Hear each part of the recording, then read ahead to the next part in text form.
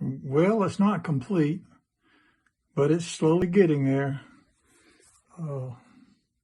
It's been arguing with me a little bit, but I won the arguments. It took a little while, but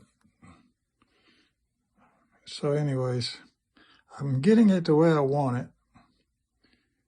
And I'm liking what I see.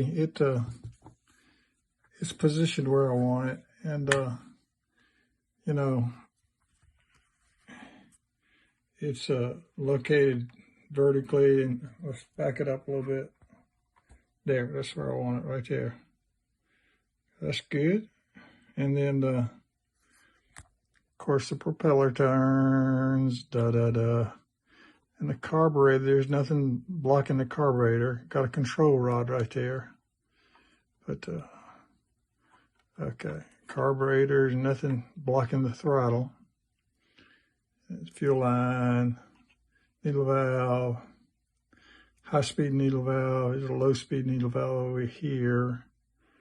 Okay, here's the fuel line. I mean, here's when I say fuel line, this was the filler line.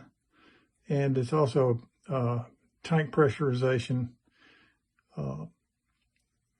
Pressure line goes into the tank, top of the tank.